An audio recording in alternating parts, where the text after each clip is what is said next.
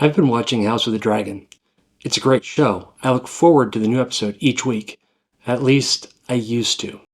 They had a very intense, high production value episode featuring an epic battle scene, dueling dragons, major character developments, betrayals, and then 2 episodes of Bopsat. That is to say, 2 episodes of a bunch of people sitting around talking.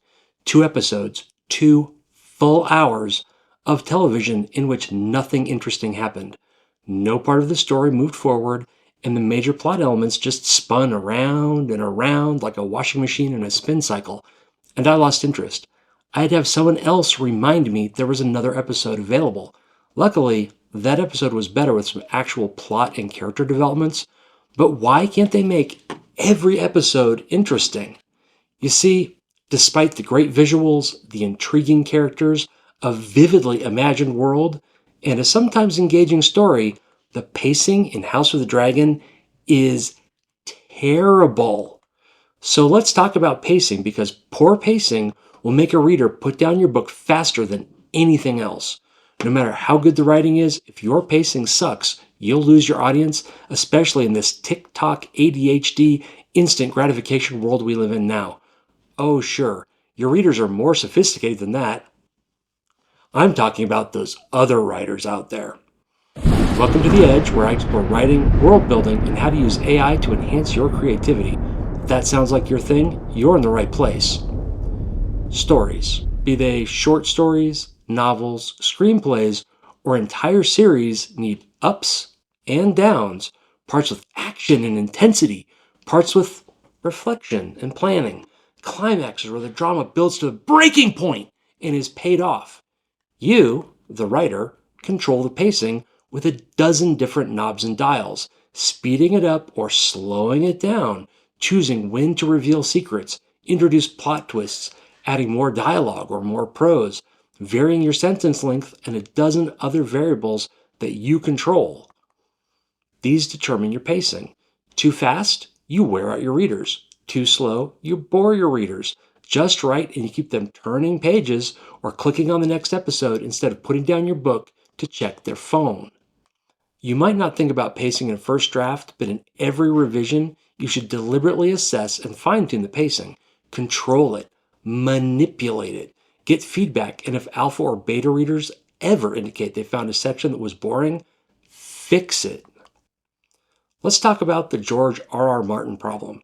I had breakfast with George once, a long time ago, at a Worldcon.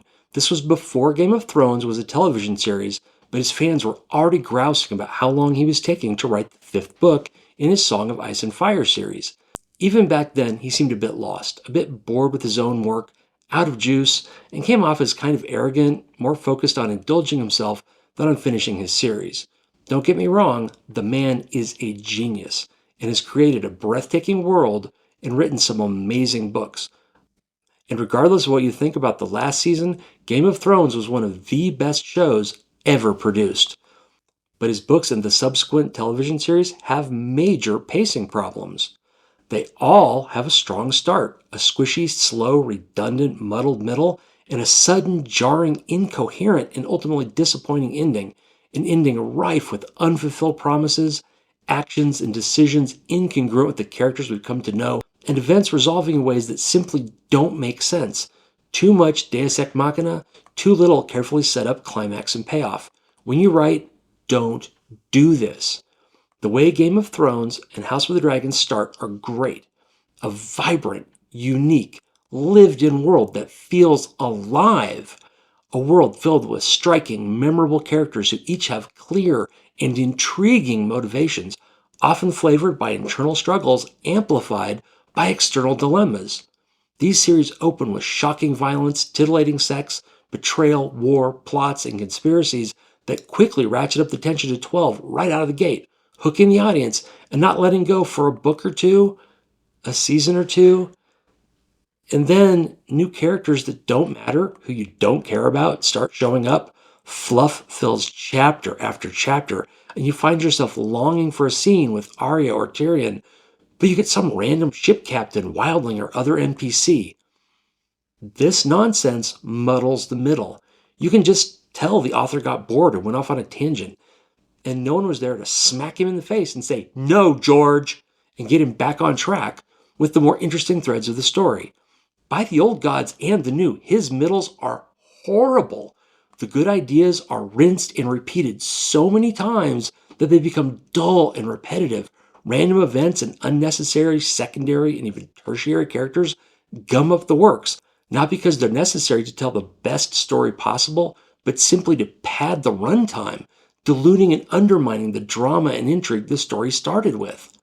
Meanwhile, the actual story, the parts the audience cares about, slow down to a snail's pace, appearing briefly here and there to remind the reader that they're still there before returning to the filler that puts us all to sleep. And this goes on and on, book after book, episode after episode, season after season, until the audience is exhausted, bored, ready to give up on the whole story. Then the end. Oh God, what a tragedy.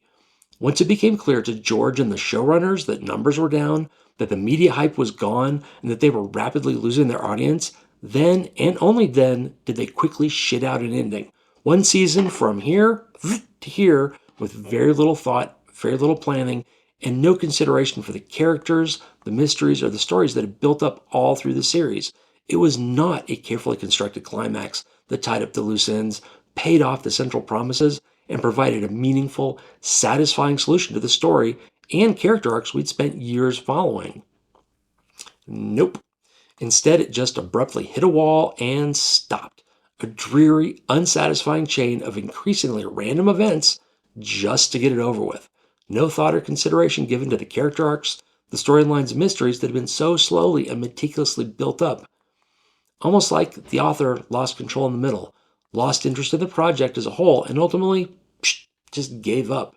And how many other writers have done this, utterly trashing their own series in the last book or two? Martin, Collins, Dashner, King, and 100 more. It's a common problem. So don't be like George. Plan your work with more care. Don't sit back and coast, indulging in lazy writing loops that drag out the middle without advancing the story in a meaningful way. Don't pad the runtime with boring characters and meaningless subplots. And put some actual thought into an ending that pays off the hard work you and your audience have put into the story. Do this for every scene, every chapter, every book, and yes, do this for your entire series. Now I've told you what not to do, let's talk about what you should do to get your pacing right. Let's look at a chapter. A chapter is more than an organized structure, more than a convenient place to lay a bookmark while you check your phone. A chapter is a mini arc, a tool to control pacing, a container to group thematic elements, a platform to tell a meaningful story. And your chapters control the overall pacing of a novel. A chapter that reads like a short story with a clear beginning, middle, and end, which presents a clear story question with a climactic resolution, that's a good chapter. A chapter that is a collection of unrelated events is not a good chapter. Nor is a chapter that has no conclusion or one that lacks rising tension. To effectively pace a chapter, stakes need to be established. Tension needs to rise, and something needs to change, either resolved or escalated by the end of the chapter. Change, escalation, and curiosity keep readers reading. Story loops and filler send them looking for their phones. The way you structure scenes within a chapter, especially where you break those scenes, will help control the overall flow and pace of the chapter. It's best to exit scenes early, leaving questions in your readers' minds. When you take 2 extra pages to button everything up neatly, you kill the pace. And the paragraph and sentence level writing are used at the chapter level to modulate the pace and speed up or slow down the reading experience. Short sentences are fast. They speed things up. So are short paragraphs. This sets a quick cadence, draws the reader forward. So does dialogue. Dialogue reads faster than description and narrative. And use the same tools to slow it down, giving the reader ups and downs. During quieter, more contemplative scenes and moments, indulge in longer sentences, less dialogue, more description. Have your characters think through a complex problem or survey a scene taking in a lot of detail and really paint the picture for the reader, especially if action or drama is soon to happen at that location. That way the reader already has a picture and you can keep the action flowing during the critical moment without slowing down to describe the setting. If you start a chapter with a major change or a big reveal, and the rest of the chapter is a wind down from this exciting moment, readers will get bored. If a chapter is nothing but one or more story loops, a story loop being something that happens but does not ultimately change anything in the story, readers will become frustrated and you guessed it, they'll put your book down and go do something else. Pay close attention to the pacing of chapters, especially on later revisions. Use these tools to deliberately pace your chapters and use reveals, mysteries, and escalation to draw the reader forward to the next chapter. You can lose readers at the chapter level. If a chapter or two are flat, boring, or don't progress the story, your audience will take a break and they might not care enough to come back. And you can lose them at the novel level. Like a chapter, a novel needs a strong opening to grab their attention, get them thinking, get them excited about a character, a conflict, or a mystery. And as the story progresses, you need to hold their interest by increasing the stakes, revealing new and surprising information, foreshadowing interesting elements, and putting characters into conflict. But beware of meandering middles. Avoid filler. Break story loops and keep the novel moving. Most of the canned story structures, things like the story circle, save the cat, and other ones that you've heard of, these exist to help with this problem, providing beats and a steady escalation that keeps the story progressing and building to higher and higher levels of tension. If you're not good at pacing, following a tried and true story structure will help you get it right. And if you're more comfortable with pacing and structure, you don't need to use a predefined structure. You can instead go with what feels right and fine-tune it during revision, based on what you see and feedback you get from your beta readers. The middle of a novel, Act 2 for many stories, is often the hardest part to pace well. If the action, drama, and conflict builds up too much, the story will lose steam before your intended climax. But if it doesn't build enough, this part will feel boring and a lot of readers will either skip ahead or stop reading it entirely. A few ways to address this are to have subplots that reach their climax in the middle, revealing new information, new twists, and creating new and even bigger problems for the characters. And that helps keep the middle on track. Romances actually do middles better than a lot of other genres by playing games with the relationships and creating a lot of tension and conflict that doesn't resolve until the third act. However, because they're so formulaic, they're often very predictable in how they do this, and well, you can't have it all, I suppose. Characters with conflicting goals, either two characters that are clashing heads over how they want to approach something, or one character that has two different ways of looking at a problem and is kind of conflicted about which one they want to pursue, that can also make middles very interesting, especially if they face major dilemmas and difficult choices that will hurt them no matter what choice they make. This character level drama can carry a middle while you set the stage for the external conflict, which climaxes in the last act. Whatever structure you use, don't let major plot threads go silent. Don't use thriller. Don't get caught in story loops whose resolution changes nothing about the character, the world, the overarching conflict. And keep raising those stakes until those final scenes when you cleverly tie it all together and provide a satisfying ending. If you keep your novel well paced, there's a good chance you won't have much of a problem with the series, but there are still a few things to watch out for.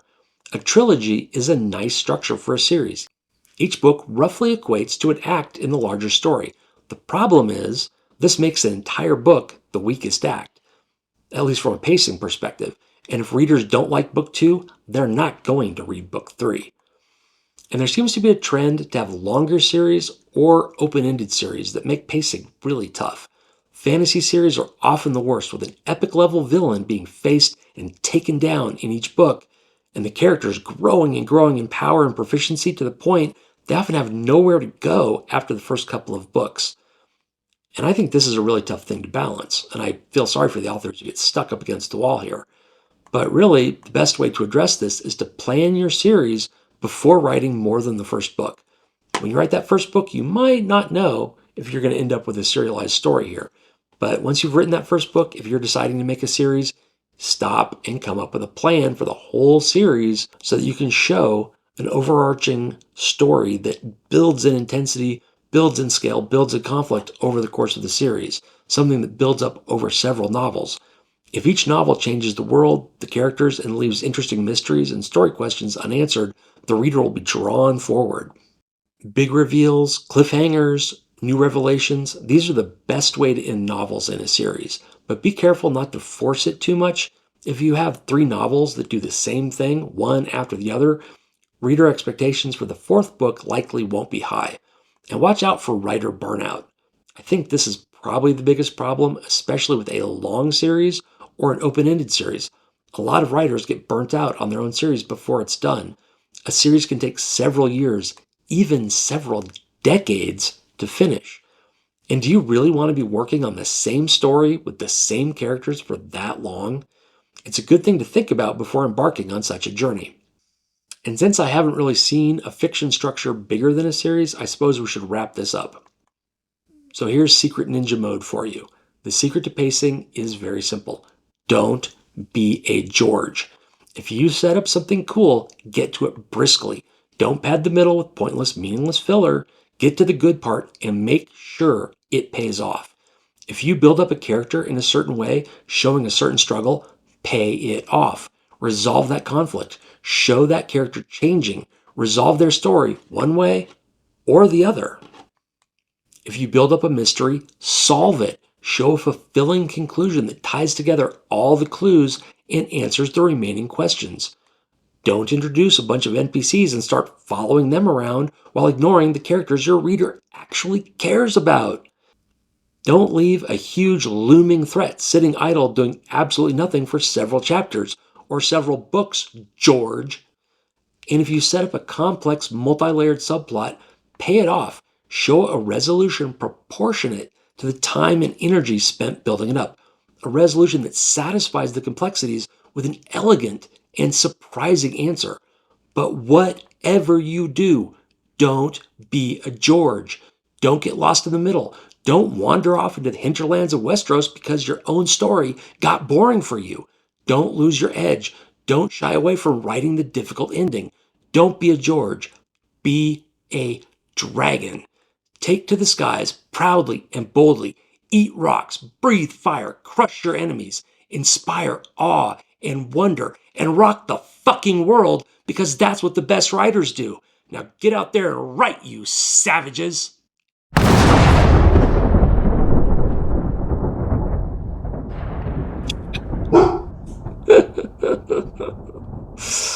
Oh, so you can show